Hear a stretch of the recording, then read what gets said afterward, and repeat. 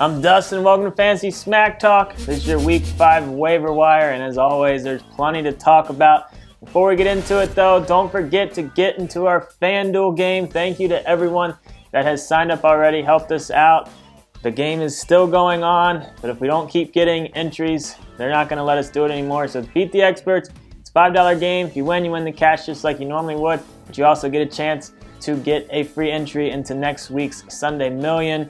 So be sure to click on the link in the description, check it out, fanduel.com/FST for our game. So I shoot this before the Monday night games. I rank them in order based on 0.5 PPR on how I would pick them up. So keep that in mind. And I always start with the pickup of the week, kind of the guy that's going to get the most attention after the week we just had. And this is brought to you by FanDuel. And this week, it's my boy, Mitchell Trubisky. If you've been watching the shows, you know I am a huge fan of his, and I couldn't have been more happy to see what he did week 4. It was impressive. But it was against Tampa Bay. So keep that in mind. They are probably the worst defense in the league. But it wasn't like he had 250 yards and 3 touchdowns and just had like a good game. He almost broke the NFL or tied the NFL record for most passing touchdowns in a game. I mean, this was an amazing outing. And don't forget, this is his he's at second year, and he's learning his second offense already. He's learning a brand new offense. He has all new pass catchers. It's going to be slow for him, but he's starting to get things going. They got the bye, and his second half, I think he could have a lot of potential. He has a lot of upside. Loving some Mitchell Trubisky. Running backs, let's talk about Aaron Jones. At this point, it is clear he is going to be the best runner for Green Bay. I know Williams is going to keep some role there because of his, pass protection, and Montgomery's still going to have a role because of his pass catching. But Aaron Jones, he's first crack to get goal lines, I feel, and at this point, he just needs to be owned in more leagues. Still available in about 25%.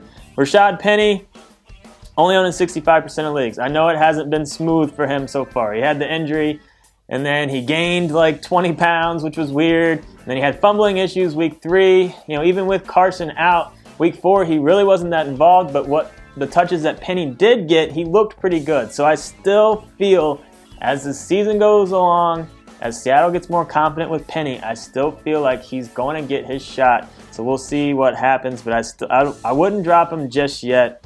Nick Chubb made the most of his limited touches week 4. Monster game. It's still Carlos Hyde's job, but it might slowly move more towards Chubb, maybe more toward a timeshare. Hyde's not going away, but at this point, we know we liked what we saw out of Chubb, obviously. If he gets his shot, he could be good, but that was always our thing with Chubb, is we didn't know if he was going to get his touches. So far, he hasn't, even though he had a monster week 4. The touches aren't going to be consistent unless Hyde's out of the way. A few more people to talk about, or a couple more. Ronald Jones for Tampa Bay. It looks like he might be slowly starting to take over that job. Barber has not looked good. Jones didn't look that good either week 4, but at this point you got to think they might start giving the youngster more run, so I think he's worth at least an add to your bench. And then Hines for Indy.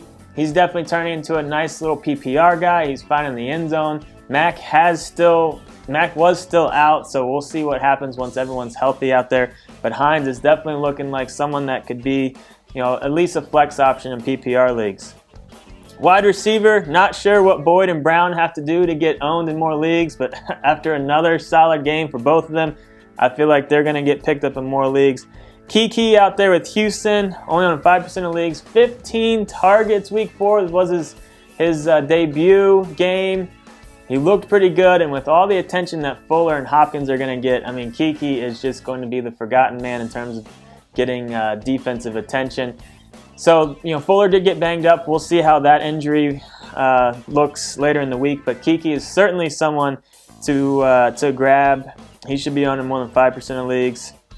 I want to talk about Cameron Meredith out there with the Saints. We were a huge fan of his coming into the season, but it's been a slow go with him, getting healthy, getting up to speed with the playbook. But at this point, it really does look like he's going to creep in and maybe even be the second best fantasy option out there with the Saints. And we saw week 4 how much attention Thomas is going to get from defenses, and it's just going to leave all the other guys, obviously with single coverage. So I think Meredith could have some value moving forward if he can continue to stay out on the field.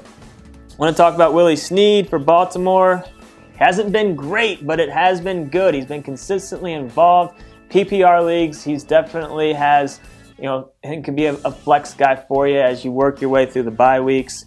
Chester Rogers I want to talk about with Indy. They're playing Thursday night. T.Y. Hilton got hurt. It looks like he's probably going to miss that game. Rogers could be a nice short-term solution for you, and he has been looking pretty good for that team. So I think he does have some long-term potential as well. So Rogers, I think, is worth an add. Quarterback, I want to talk about Andy Dalton. That offense is legit. I mean, it is rough losing Eifert, but they're going to get Mixon back, and they seem to be putting it together. Dalton's got some time to throw the ball. He's finding people. Boyd's been solid. Obviously A.J. Green's been solid. Bernard's been solid. That offense overall has looked great. Andy Dalton needs to be owned in more leagues. Blake Bortles I want to talk about. Only on 35% of leagues. They got KC coming up, so that could be a nice plug-and-play for you, even if you're not liking your quarterback matchup. But that offense, especially with Fournette out, they have to look more toward Bortles to throw the ball, and he's proving that he can do that. So I think he needs to be owned in a few more leagues. And then Beathard for San Francisco. It wasn't half bad. And the Chargers defense was supposed to be decent this year. They haven't been, but he played well. They put up a lot of points against them. And Beathard, I think, should be on more than 5% of leagues at this point. It's any type of 14-team league or deeper or any type of 2 QB league. I think he's worth a look. So tight end, it gets even worse. O.J. Howard goes down. Eifert goes down. I mean, I can't remember a season where this many big name tight ends got hurt. So people are reaching at this point, and you have to. But Greg Olsen, he needs to be on more than 50% of leagues. The reports on him have been very positive. I get why people dropped him after the initial injury, but at this point with the top positive reports, it's time to pick him back up. Vance McDonald has been a beast. At this point, it looks like he's the tight end to own out there in Pittsburgh. Charles Clay, when a young quarterback comes in, a lot of times the tight end can be their safety net. Clay, I think, he has proven to be, low-end tight end one in the past. I think he could be serviceable if you're desperate for a tight end. And then Cameron Brate, he could have some solid value while Howard's out.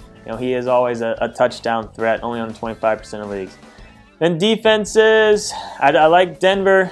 They're at the Jets. They were dropped in a decent amount of leagues because Denver's playing KC this week. So I think, obviously, I like their chances much better next week against the Jets. And then San Francisco and Tennessee up against Arizona and at Buffalo. You see a theme here. These are all against rookie quarterbacks. It's just obviously defenses are going to try to take advantage of rookie quarterbacks, force some mistakes. And all 3 of these defenses have been fairly solid. So I like all of them as pick-up plays this week. So that's my Week 5 waiver wire. Hopefully y'all are doing well in your leagues. Leave some comments for Josh's Flex Show, which will be later in the week. He picks them straight from this video, the comments in this video. Make sure to say if it's PPR or standard. Give us a thumbs up, subscribe. Brent and I will be back later in the week with more videos, and good luck on the wire.